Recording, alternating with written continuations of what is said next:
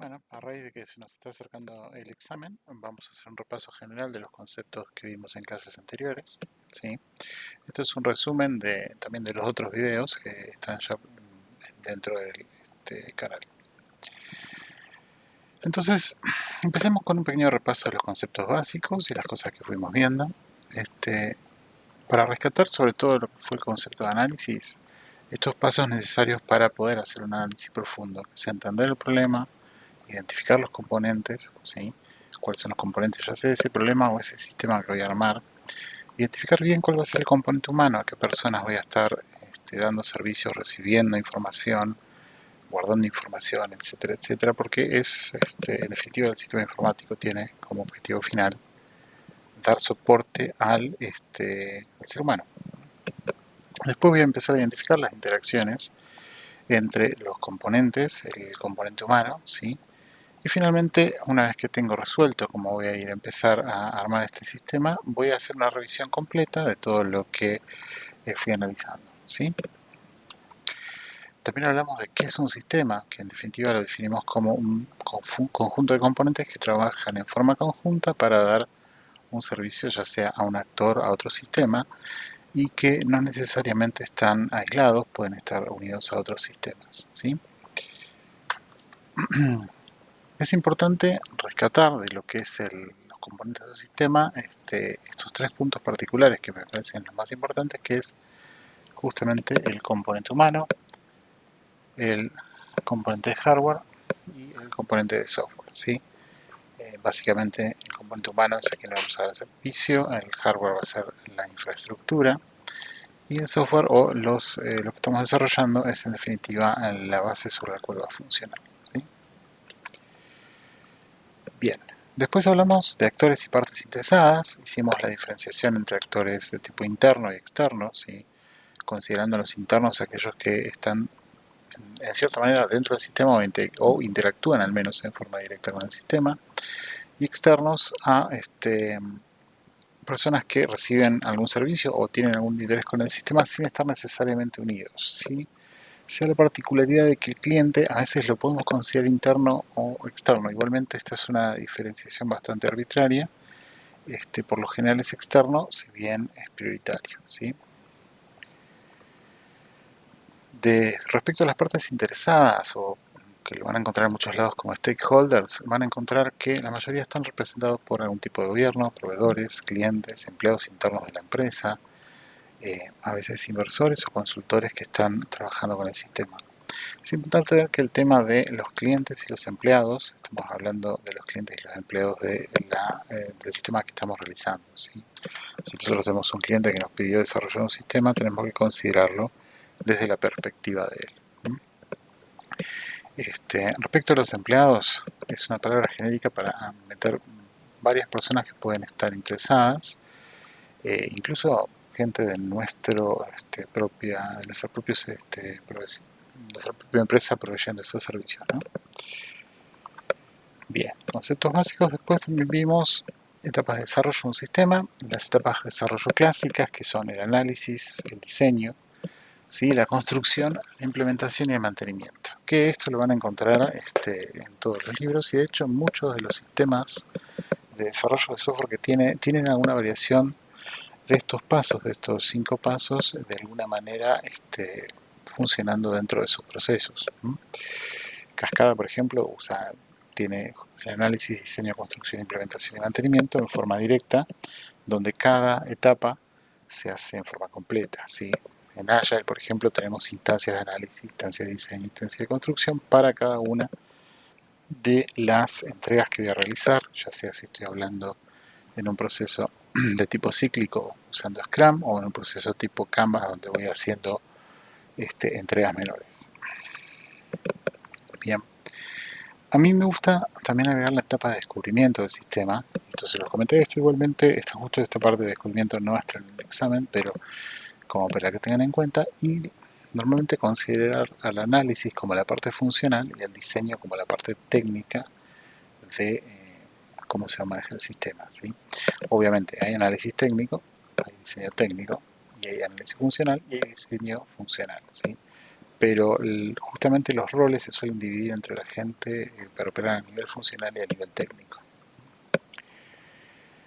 Bien, el resto de los pasos, construcción, implementación y mantenimiento, desde mi perspectiva también. Pero bueno, recuerden siempre, las clásicas son análisis, diseño, construcción, implementación y mantenimiento.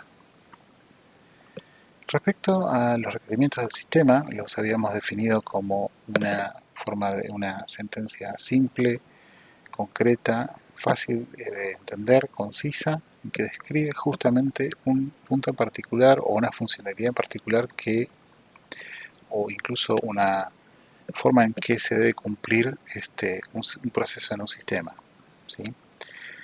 Nosotros dijimos que tiene que ser consistente, porque en definitiva no puedo tener requerimientos que se contradigan dentro del mismo sistema. Tiene que ser conciso, porque si el requerimiento es muy largo normalmente lo termino dividiendo realmente.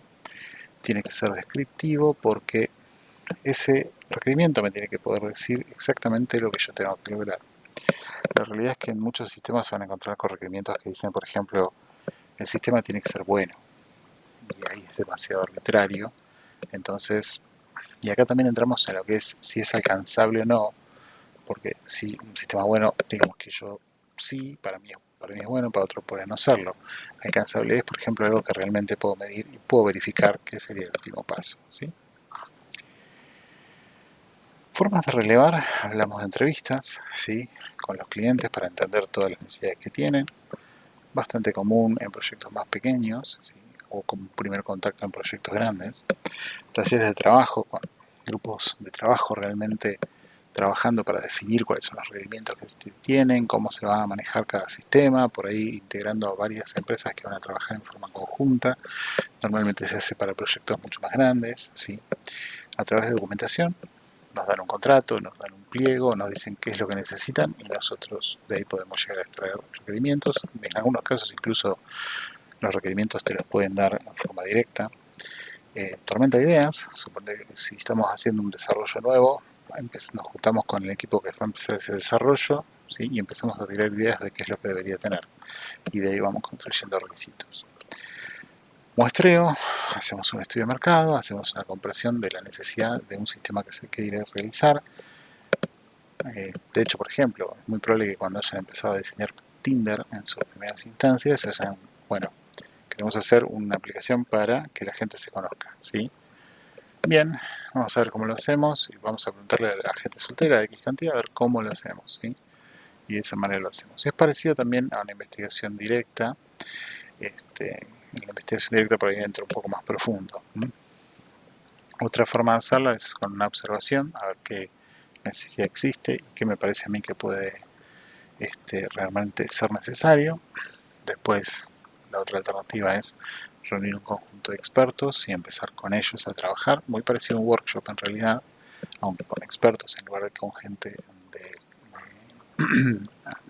de sistemas, pueden ser expertos de otras áreas, ¿sí? Y en definitiva, la realidad es que todos los procesos de relevamiento son procesos que se usan en conjunto. Normalmente uno no va solamente a hacer uno, por ejemplo, siempre va a haber una entrevista como un primer contacto y por ahí después tenemos un taller de trabajo y después hacemos un juicio de expertos para justamente seguir sobre ese proceso.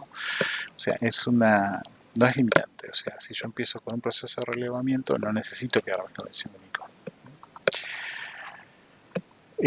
Acá en el cómic vemos tranquilamente cómo realmente mucha gente piensa que requerimientos es simplemente ir colectando los requerimientos y guardándoselos en la canasta, cuando en realidad uno tiene que estar haciendo trabajo de arqueología, cavando y buscando realmente cuál es el requerimiento que tenemos que cumplir o que tenemos que entender, ¿sí?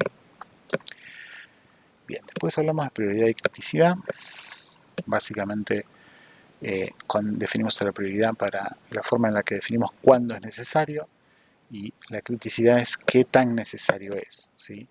Normalmente dijimos que tanto prioridad como criticidad se definen en un sistema de semáforo, alto, medio, bajo. Puede haber algunas variaciones en distintos niveles, por ahí podemos tener 6 niveles distintos, pero en definitiva van a caer en esta clase de niveles, ¿sí? Hablamos también de dependencia de funcionalidades, cuando yo empiezo a trabajar con una funcionalidad que quiero desarrollar o quiero empezar a analizar o a diseñar, por ahí tengo que tener en cuenta qué cosas pueden llegar a estar relacionadas para traerme el conjunto de elementos. O sea, no tiene mucho sentido a veces empezar a desarrollar una funcionalidad sin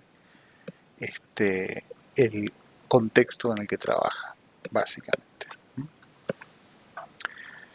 Bien. Bueno, un cómic que discutimos como una forma de ver lo que los requerimientos, o sea, tenemos que ser conscientes con los requerimientos, tenemos que ser realmente justos también con las estimaciones que hacemos para poder cumplirlos y cuándo los vamos a poder cumplir.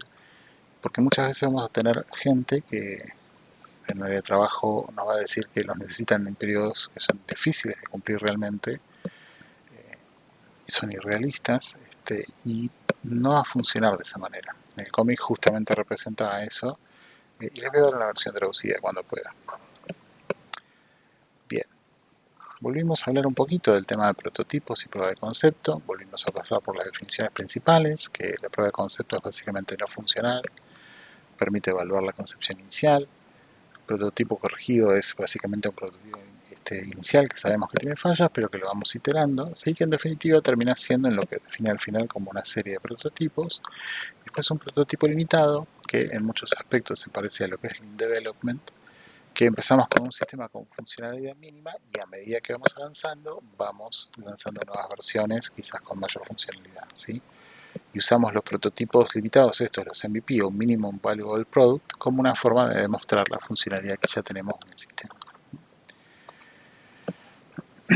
Una cosa que siempre hay que tener en cuenta es la prueba de concepto, bastante importante porque nos permite justamente visualizar qué es lo que vamos a hacer, cómo lo vamos a hacer, entender la idea, ¿sí? Visualizarla en muchos casos e identificar si tenemos errores de diseño o no.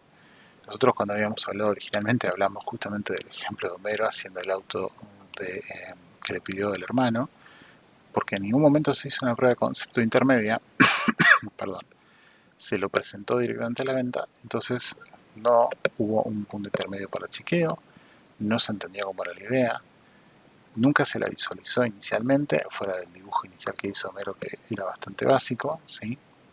No se vio ningún diseño de temprano, ¿sí? Y no hubo ningún proceso de revisión, ¿sí? Por eso mismo es muy importante. Igual también vimos que no siempre es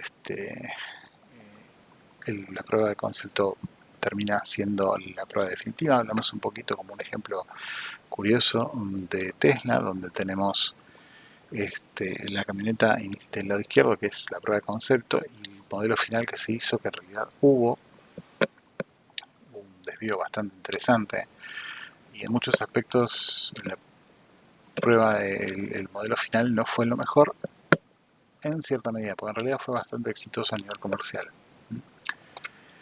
Bien, otro tema que vimos, otro ejemplo, es cómo a veces se muestran ciertas cosas, realmente no con un interés de engañar al cliente o al usuario de los sistemas. Usamos un ejemplo, un juego. Vimos este juego en particular que se llama No Man's Sky, que se mostró el trailer de la izquierda y el producto terminado fue lo que estaba a la derecha, ¿sí? Eventualmente se mejoró, pero acá tenemos un ejemplo de un desvío que puede haber entre un prototipo, una prueba de concepto y la realidad del sistema. O sea, tenemos que ser realistas también. Los prototipos de prueba de concepto tienen que darnos un norte, darnos una dirección, más allá solamente de buenas intenciones. Bien. Hablemos después un poquito de los diagramas de arquitectura funcional nuevamente, de cómo tengo que, una vez que yo identifiqué en un sistema los distintos componentes, estos componentes yo los trazo contra un diagrama marcando las interacciones, identificando bien los componentes, los límites del sistema, ¿sí? Cuáles son las cosas que están dentro y fuera del sistema, el alcance que va a tener, que es en definitiva eso, ¿sí? Cuáles son las relaciones con algunas entidades externas o incluso actores externos, ¿sí? A veces los actores, incluso los internos, los dibujamos por fuera como para entender que en definitiva el ser humano no está directamente integrado, ¿sí? Y de esa manera nos empieza a aparecer un entendimiento mayor de cómo vamos a estructurar el sistema. Este fue un ejemplo muy básico que hicimos en clase, ¿sí? Lo dejé como para que vean. Obviamente le faltaría un poco de iteraciones para revisarlo, verlo bien, pero en definitiva como un modelo inicial. Respecto a unos ejemplos que vimos de limitación de alcance y cómo manejamos expectativas, ¿sí? Vimos también dos ejemplos prácticos. Vimos un caso de alcance, que el alcance nunca se cerró. Es un juego que todavía está en desarrollo hace varios años y más de 150 millones de dólares metidos adentro, que es Star Citizen, que en definitiva siguen agregando el alcance, el scope, siguen aumentándolo, siguen aumentándolo, siguen aumentándolo y jamás se cierra. Entonces es como un producto que está básicamente en un desarrollo constante sin una versión release, lo cual tampoco es bueno porque en definitiva entonces no tenemos una versión ya funcional y disponible al público. Y otro tema de expectativas, un ejemplo que vimos fue Windows Vista, que bueno, los más grandes de ustedes recordarán cuando salió fue bastante malo y en realidad se lo había vendido como un gran producto, como una cosa excelente, y realmente tenía su posición en el mercado, pero se crearon expectativas falsas sobre lo que realmente tenía que hacer y cómo iba a funcionar. Ahí tenemos otro ejemplo. Respecto a la dimensión del sistema, nosotros hablamos que cuando empezamos a pensar en el sistema, empezamos a ver también cuáles son los componentes que va a tener, cuáles son las interacciones que va a tener, ¿sí? Pero muchas veces también tenemos que tener en cuenta que si estamos diseñando para un sistema chico, por ahí abrir demasiados componentes, demasiados módulos, demasiados servicios, no es bueno. Quizás a veces conviene unificar, más allá de que a nivel conceptual sean cosas ligeramente distintas. Normalmente uno suele agrupar ciertas cosas, conceptos similares en un sistema dentro de módulos o servicios iguales, ¿sí? Esto también al dimensionar así nos permite manejar un poquito mejor las expectativas y ayudar un poco al diseño técnico, que en definitiva cuando ellos empiezan a hacer su proceso de dimensión, que ellos ya tienen que dimensionar hardware, requerimientos de hardware, en definitiva del sistema, cuánto va a tener que tener, cómo van a estructurar el código, etcétera, etcétera, les ayuda un montón tener en cuenta esto, ¿sí? Esto también viene un poco de la mano con la escalabilidad del sistema. A veces también tenemos que tener en cuenta si nos están pidiendo un sistema escalable, cuando empezamos a ver cómo vamos a dividir los componentes, también tener en cuenta eso, ¿sí? Bien, después hablamos un poquito volvimos a repasar lo que es el diagrama de actividades, la secuencia básica, vimos los ejemplos básicos de siempre, donde teníamos un diagrama de actividades que terminaba en acciones paralelas o con una selección en dos alternativas, ¿sí? Hablamos nuevamente de cómo se representaba. Cada acción es básicamente un verbo en infinitivo para que entendamos justamente que estamos haciendo algo en cada paso. Hablamos un poquito de escenarios porque una de las utilidades que tiene el diagrama de actividades es justamente poder ayudarnos a dibujar o definir escenarios. Y vimos que los escenarios en definitiva representan cierto flujo de actividades en el sistema, o sea, cómo va a interactuar la persona con el sistema y fluir junto con el sistema, con la descripción de diagramas. A veces podemos hacer descripciones para entenderlos, ¿sí? Y realmente por más que empecemos a tirar escenarios para ver cómo cada actor va a interactuar con el sistema, nunca vamos a realmente poder cubrirlos todos, ¿sí? Vimos que para entender un escenario podemos empezar a descomponerlo en forma de quién está haciendo la acción, cómo va a ser la acción, cuál es la acción y dónde espero que esa acción termine o a dónde me lleve, ¿sí? Básicamente es como jugar el escenario, o sea, me imagino yo la posición de la persona y empiezo a ver cómo yo por ejemplo, accedería a un sistema, accedería a este sistema de streaming que estamos usando muchas veces como ejemplo.